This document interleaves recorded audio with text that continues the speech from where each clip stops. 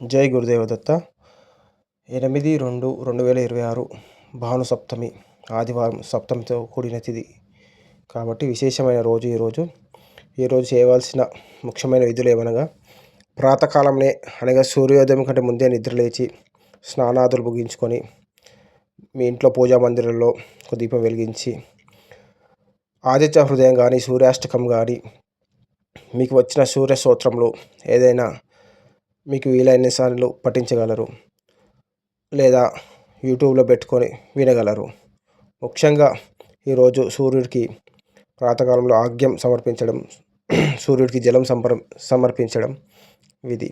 ముఖ్యంగా ఈరోజు చేయకూడని పనులు మద్యం, మాంసం సేవించడం, స్త్రీ సంగమం ఇలాంటివి ఈరోజు చేయకూడదు.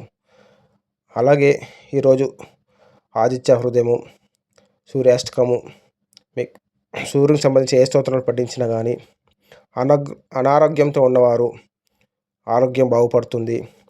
అలాగే ఉద్యోగంలో ఇబ్బందులు ఉన్న వాళ్ళు, ఒడిదుడుకులు ఎదుర్కొంటున్న వాళ్ళందరికీ ఈరోజు ఈ సూర్యాష్టకం పఠించడం వల్ల, ఆదిత్య హృదయం వీలైనన్ని సార్లు పఠించడం వల్ల చాలా మేలు కలుగుతుంది. ఈరోజు అలభ్య యోగం అని అనుకోవచ్చు.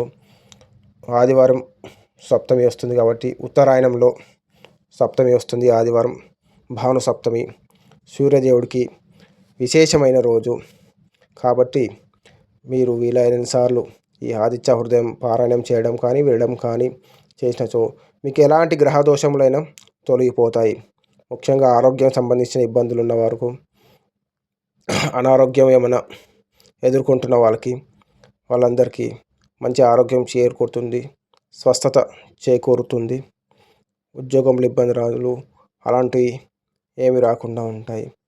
ఈరోజు ఎలాంటి పరిస్థితిలోనూ మద్యం, మాంసం సేవించకూడదు, స్త్రీ సంగమం చేయకూడదు. వీలైనన్ని సార్లు మీరు ఆదిత్య హృదయం పఠించండి, చాలా మంచి చేకూరుతుంది. ఈరోజు చేసే జపం కానీ, దానం కానీ, విశేషమైన పూజా ఫలాలు కానీ చాలా విశేషాన్ని అందిస్తాయి.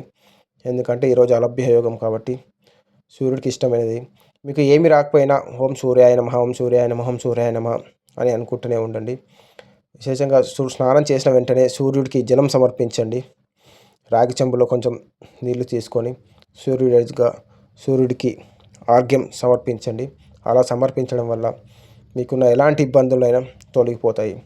శ్రీరాముని అంతటి వాడే ఆదిత్య హృదయం పారాయణ చేసి రావణునితో యుద్ధంలో గెలుపొందాడు. కావున భక్తులందరూ ఈ రోజును సద్వినియోగం చేసుకోవాల్సిందిగా మనవి. జై